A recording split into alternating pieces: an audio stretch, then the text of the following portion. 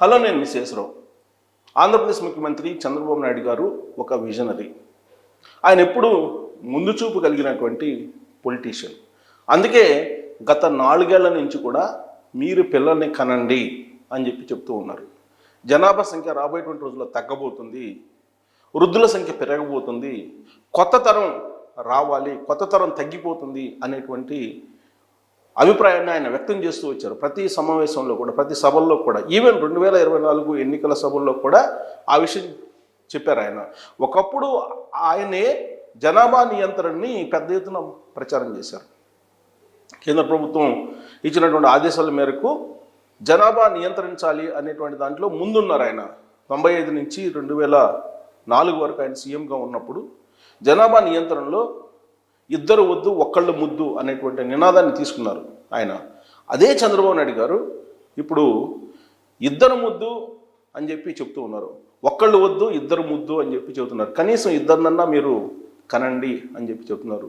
అయితే చాలామంది ఇప్పుడు ఒకళ్ళతోటి సరిపెట్టుకుంటున్నారు. అందుకే ఇప్పుడు చంద్రబాబు నాయుడు గారు కొత్త ఆలోచన చేస్తూ ఉన్నారు రాబోయేటువంటి భవిష్యత్తు కోసం. ఏంటంటే స్థానిక సంస్థల్లో మీరు పోటీ చేయాలంటే కనీసం ఇద్దరు పిల్లల్ని మీరు కలిగి ఉండాలి అనేటువంటి నిబంధన ఇప్పుడు పెడుతూ ఉన్నారు.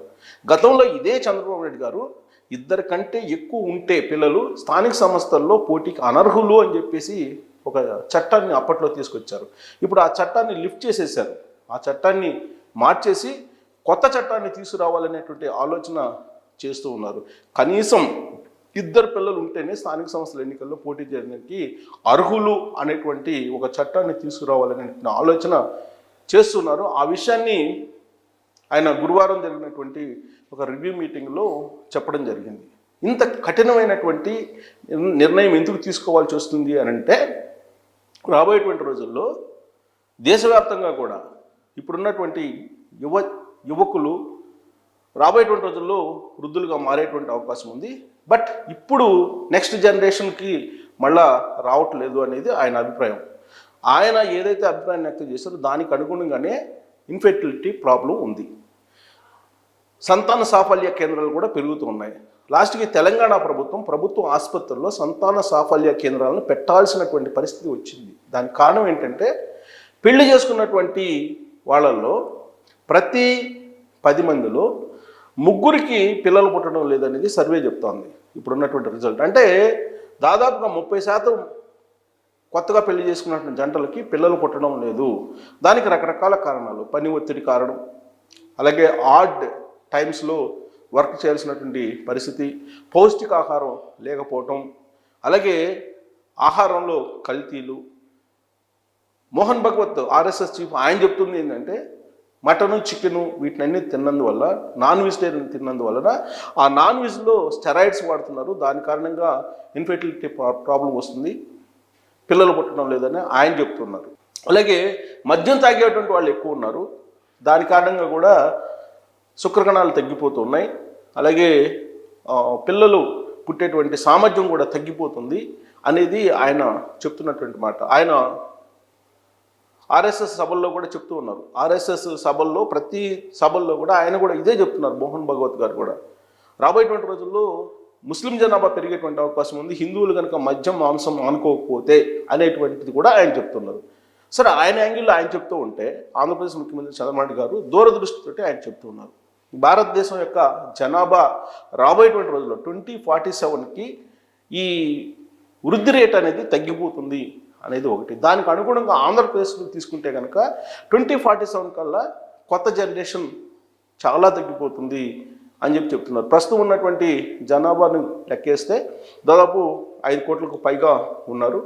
బట్ రాబోయేటువంటి 10 ఇయర్స్లో వృద్ధుల సంఖ్య పెరుగుతుంది, యువకుల సంఖ్య తగ్గుతుంది అని చెప్తున్నారు. దాని కారణంగా ఆర్థిక పరిస్థితి దెబ్బతింటుంది అని చెప్తున్నారు. ఆర్థిక పరిస్థితి మానవ వనరులు లేకపోతే దెబ్బతినేటువంటి అవకాశం ఉంది, శ్రమశక్తి తగ్గిపోతుంది, ఫలితంగా ఆదాయం కూడా ప్రభుత్వానికి తగ్గిపోతుంది. ఆదాయం తగ్గిపోయినప్పుడు అప్పులు కూడా వచ్చేటువంటి పరిస్థితి లేదు. అప్పులు రానటువంటి పరిస్థితులు అసలు ప్రభుత్వమే నడవదు. కాబట్టి ఆ సిచ్యువేషన్కి వెళ్లకుండా ఉండాలంటే ఆంధ్రప్రదేశ్ భారతదేశం కంటే కూడా ఆంధ్రప్రదేశ్ మీద ఆయన ఎక్కువగా కాన్సన్ట్రేషన్ చేశారు. కాన్సన్ట్రేషన్ చేసి 2047 విజన్ తయారు చేశారు. ఆ 2047 విజన్లో కేవలం జీడిపి కాదు, గతంలో జీడిపి లెక్కలు చెప్పేవాళ్ళు, తర్వాత వృద్ధి రేటు చెప్పేవాళ్ళు, కానీ వాటికంటే కూడా హ్యాపీగా ఉండేటువంటి హ్యాపీ ఇండెక్స్లో ముందుండాలి అని అంటున్నారు ఆయన. అలాగే మానవ అభివృద్ధి సూచికలో ముందుండాలి అని అంటున్నారు. అంటే రియల్ గ్రోత్ చూడాలి, హ్యాపీ ఏపీ ఉండాలి అనేది భావిస్తున్నారని. అందుకే అలాంటి సిచ్యువేషన్ ఉంటేనే ఫర్టిలిటీ ప్రాబ్లమ్స్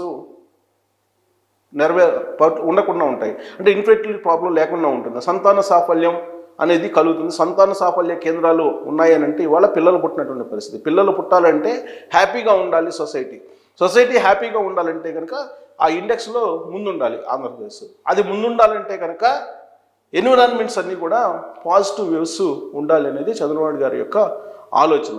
ఒకవైపు ఆర్థిక అంశాలని ఆయన సూచిస్తూ ఉన్నారు. ఆర్థిక అంశాలను సూచిస్తూ 2047 కల్లా 348 లక్షల కోట్లు, సుమారుగా 350 లక్షల కోట్లు అనుకోండి, 348 లక్షల కోట్ల రూపాయల బడ్జెట్ రాబోయేటువంటి రోజుల్లో వస్తుంది 2047 అని ఆయన చెప్తూ ఉన్నారు ఆయన. సో ఆ రేంజ్లో ఆ బడ్జెట్ పెరగాలి అని అంటే కనుక, రెవెన్యూ పెరగాలంటే కనుక డెఫినెట్గా ఇద్దరు పిల్లలు అయితే కనీసం ఉండాలి ప్రతి ఒక్కరికి అనేది ఆయన చెప్తూ ఉన్నారు. బట్ ఒకవైపు ఏమో పిల్లలు పుట్టినటువంటి పరిస్థితి వస్తూ ఉంది, పిల్లలు పుట్టడమే చాలా కష్టంగా ఉందని చెప్పి తాజా సర్వేలు చెప్తూ ఉన్నాయి. లాస్ట్ బిఫోర్ ఇయర్ వరకు కూడా 20% ఉంటే ఒక్కసారిగా అది ఇప్పుడు 30% పెరిగింది. 30% ఇన్ఫెర్టిలిటీ ప్రాబ్లం ఉంది, సంతానం లేనటువంటి దంపతులు ఉన్నారు. సో అందుకే ఇప్పుడు సంతాన సాఫల్య కేంద్రాలు పెడుతున్నారు, వాటి ద్వారా పిల్లలు కలిగేటువంటి ప్రయత్నం చేస్తున్నారు, కానీ వాటి సక్సెస్ రేట్ కూడా పెద్దగా లేదు. ఇవన్నీ గమనించిన తర్వాత సొసైటీకి ఏం కావాలి, రాబోయేటువంటి రోజుల్లో ఆర్థిక పరిస్థితులు ఎలా చక్కదిద్దుకోవాలి, ఏ విధంగా పరిపుష్టం చేసుకోవాలి, కనీసం ఆదాయం లేకపోయినప్పటికీ, మిగులు బడ్జెట్ లేకపోయినప్పటికీ అప్పులు తీసుకుని రాష్ట్రాన్ని నడిపించేటువంటి పరిస్థితి రావాలి అనేది చంద్రబాబు గారి యొక్క ఆలోచన. అందుకే అన్ని కోణాల నుంచి ఆలోచించి ఇద్దరు ముద్దు అనేటువంటి ఒక స్లోగన్ను తీసుకున్నారు. ఖచ్చితంగా ఇద్దరు పిల్లలు ఉంటేనే స్థానిక సంస్థల్లో ఎన్నికల్లో పోటీ చేసిన అవకాశం ఉంటుంది. ఒక్కళ్ళు కలిగినటువంటి దంపతులకు, ఒక్కళ్ళ సంతానం ఉండేటువంటి వాళ్ళకి పోటీ చేసేటువంటి అర్హత తీసేస్తున్నామని చెప్పి ఆయన చట్టం రూపంలో తీసుకురాబోతూ ఉన్నారు.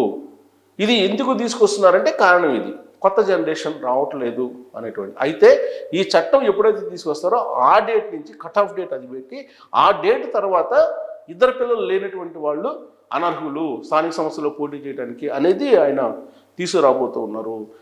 సో ఆయన విజన్ మనం చూస్తున్నాం. తెలంగాణలో హైదరాబాద్ డెవలప్మెంట్ని చూస్తున్నాం, తెలంగాణ భూముల రేట్లను చూస్తున్నాం. ఎప్పుడో 25 సంవత్సరాల క్రితం 2020 విజన్ తయారు చేసి ఆయన ఇప్పుడు వాటి ఫలాల్ని తెలంగాణ ప్రజలకు అందిస్తూ ఉన్నటువంటి పరిస్థితి. కాబట్టి ఆయన విజన్ ఎప్పుడైనా కానీ ఖచ్చితంగా కరెక్ట్ అవుతుంది. ఇప్పుడు ఆయన పిల్లల గురించి చెప్తున్నారంటే రాబోయేటువంటి రోజుల్లో ఆ సమస్య తీవ్రం కాబోతుందని చెప్పి మనం గ్రహించాలి. అందుకే ఆయన ఒక చట్టాన్ని తీసుకొచ్చి ఇద్దరు పిల్లలు ఉండాల్సిందే స్థానిక సంస్థలో పోటీ చేయాలంటే అనేది దిశగా ఆలోచిస్తున్నారు. 348 లక్షల కోట్ల రూపాయలు బడ్జెట్ ఉండాలి ఆంధ్రప్రదేశ్ అనేటువంటి ఒక ఆలోచన కూడా చేస్తున్నారు. మరి ఆలోచన నెరవేరాలంటే 26 రంగాలకు సంబంధించినటువంటి పాలసీలను కూడా ఆయన అనౌన్స్ చేశారు. ఆ పాలసీలన్నింటినీ కూడా యాస్టీజ్గా అమలు చేయగలిగితే ఖచ్చితంగా రాబోయేటువంటి రోజుల్లో ఆయన లక్ష్యాన్ని చేరుకోగలరు అనేది ఆర్థికవేత్తలు అంచనా వేస్తూ ఉన్నారు. మరి మీరు చంద్రబాబు గారి యొక్క విజన్ నమ్ముతారా? చంద్రబాబు గారు ఏదైతే చెప్తున్నారో దాన్ని అమలు చేయడానికి మీరు సిద్ధంగా ఉన్నారా అనే దాని మీద కామెంట్ రూపంలో